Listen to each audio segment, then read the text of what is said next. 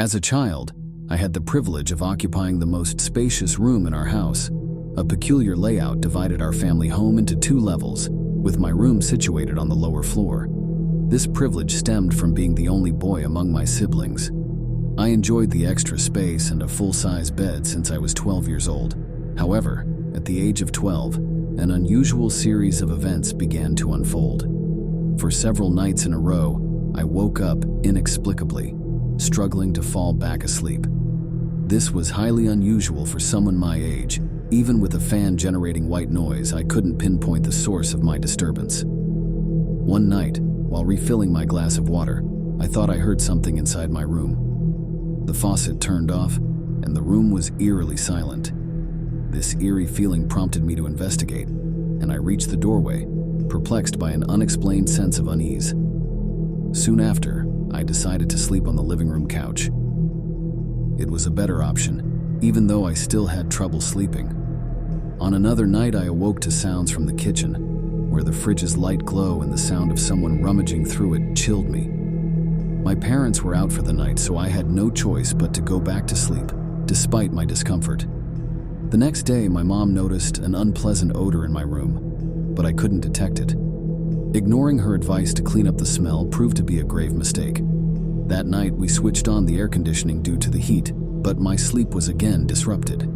In the silence that followed the fan's cessation, I heard a disturbing sound, breathing that wasn't mine. I scanned my room, checking the closet and under the bed. It was there that I made a horrifying discovery. A large, unkempt person lying beneath my bed, their eyes closed.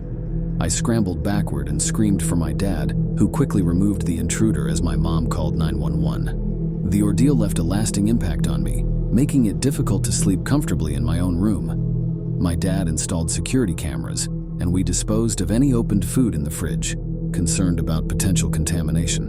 Whether the intruder had malicious intent or not, the experience of someone lurking under your bed is a child's worst nightmare. My great-grandfather's story takes us back to the time of World War II, during his service under the Soviet Union. After a minor battle, my great-grandfather and his comrade Sergei found themselves celebrating with their fellow soldiers in a warm, undamaged building. The evening was bitterly cold, but their spirits were high. As the night wore on, 2 unwelcome fellow soldiers entered the building. My great-grandfather and Sergei couldn't stand them, considering them loud and obnoxious.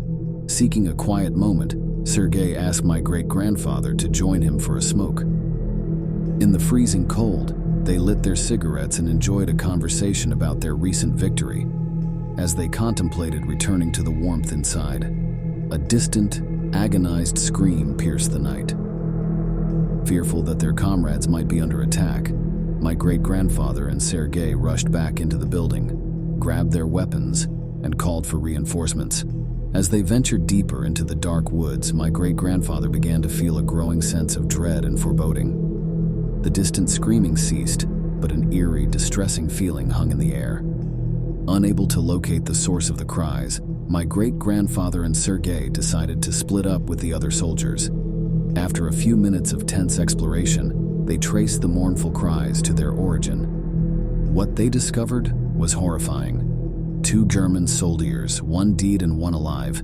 The deceased soldier was mutilated beyond recognition, with missing limbs and a shredded uniform. The scene was recent, and the smell was oddly chemical. The living German soldier, faced with Sergei, was in severe pain, muttering words in German. His leg was mangled, and his chest was covered in blood.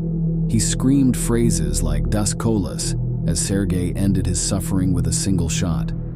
However, the most unsettling moment was yet to come. As my great-grandfather and Sergei prepared to leave, a tall, mysterious figure ran off into the darkness, prompting them to open fire erratically. But the being disappeared, leaving the soldiers bewildered and terrified. The incident left a profound impact on my great-grandfather, who couldn't forget the gruesome sight of the mutilated soldier and the enigmatic creature.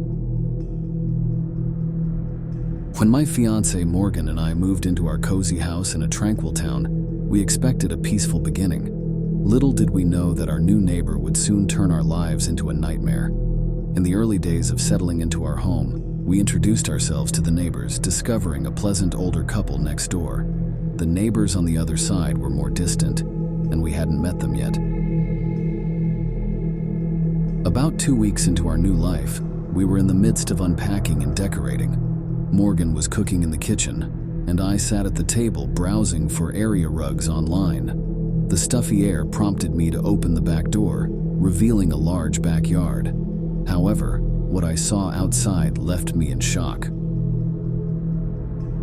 A man was sitting in one of the chairs, hunched over with his head down. Morgan and I locked eyes and gasped, both realizing that we had an unwelcome visitor. We hesitated for a moment, debating whether to confront him or call the authorities. I volunteered to address the situation and nervously approached the back door, careful not to alert the man to our presence. He remained unaware, seemingly lost in his thoughts. I knocked on the glass and raised my voice, instructing him to leave our property. The man turned around, revealing a disconcerting half-smile and an unsettling aura. He approached the glass door, scrutinizing Morgan. His actions turned lecherous, and he began uttering vile comments, leaving us horrified. I threatened to call the police, and the man responded with more disturbing remarks. Our anxiety grew, and we contacted 911.